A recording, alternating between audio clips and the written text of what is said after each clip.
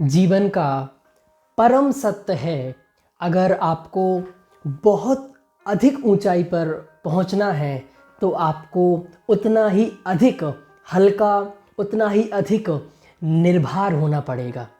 कहानी है हिमाचल प्रदेश के नसोगी शहर के एक 18 वर्षीय सरोज नाम की लड़की की।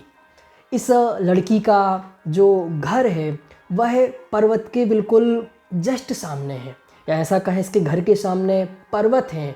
और यह लड़की बहुत ही ऊर्जावान, बहुत ही एक ड्रीमर, बहुत ही स्वप्नदृष्टा लड़की है जो बहुत बड़े बड़े स्वप्न देखती है। और एक दिन वह अपने घर से बाहर आई और उसने अपने घर के बाहर जो पर्वत था, पर्वत की जो ऊपर की चोटी थी, उसको देखा। और उसको देखते ही उसके मन में विचार आया कि उस पर्वत की चोटी पर मुझे पहुंचना है, कैसे भी हो, कुछ भी हो, मुझे अपने जीवन में एक बार वहां पर जाना है। तो उसने वहां जाने की प्लानिंग स्टार्ट कर दी। उसके लिए जो जो उपाय करने थे वो उपाय उसने स्टार्ट किए।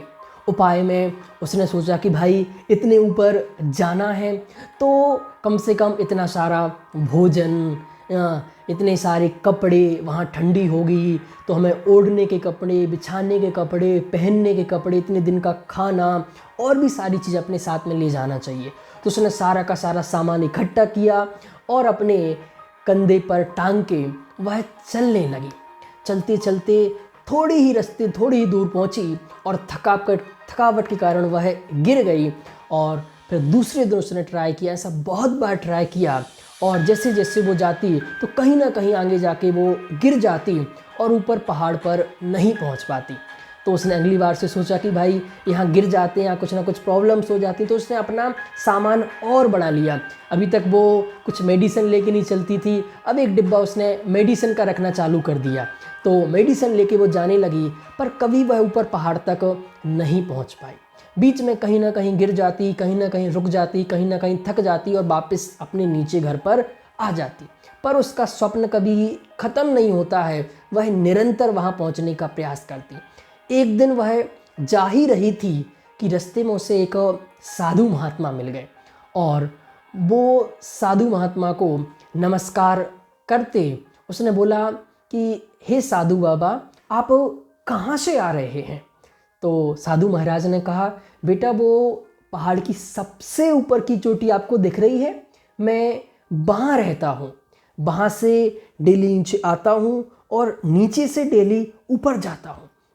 यह सुन के वह लड़की बिल्कुल आश्चर्यचकित कि भाई मैं तो एक बार जाने के लिए वहाँ पछता रही हूँ, एक बार भी नहीं वहाँ पहुँच पा रही हूँ, और ये बाबा जी प्रतिदिन ऊपर से नीचे आते हैं और नीचे से ऊपर जाते हैं। तो उसने कहा, बाबा जी मैं भी प्रतिदिन पुरुषार्थ करती हूँ, मेहनत करती हूँ, पर मैं ऊपर नहीं पहुँच पाती हूँ। तो बाबा जी ने कहा, तुम सचमुच ऊपर जाना चाहते हो? तो बाबा जी ने कहा, बेटी तुम अपने कंधे पर, अपने सिर पर ये जो इतना सारा सामान लेके चढ़ती हो ना, इसलिए तुम नहीं चढ़ पाती हो। तुम मेरे को देखो, मेरे पास कुछ भी नहीं है, मैं बिल्कुल फ्री हूँ, बिल्कुल निर्भर हूँ, इसलिए मैं ऊपर पहुँच जाता हूँ, नीचे आ जाता हूँ, नीचे से ऊपर पहुँच जाता हूँ। तो अगर तुम्हें भी पहाड़ पर चढ़ना है तो तुम बिल्कुल निर्भर। तो बच्ची बोली कि बाबा जी वहाँ कुछ सामान, पानी के लिए पानी तो होना चाहिए, पीने के लिए पानी, खाने के लिए भोजन और भी कुछ सुविधाएं।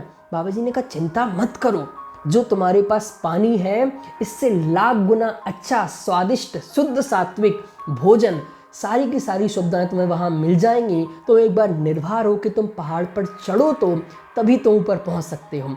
तो बच्ची ने उनका यह कहा हुआ माना और उसको फॉलो करके उसने सारा सामान खाली करके चढ़ना प्रारंभ किया और बच्ची ऊपर पहाड़ पर पहुंच गई। सचमुच यह कहानी हम सब के लिए है।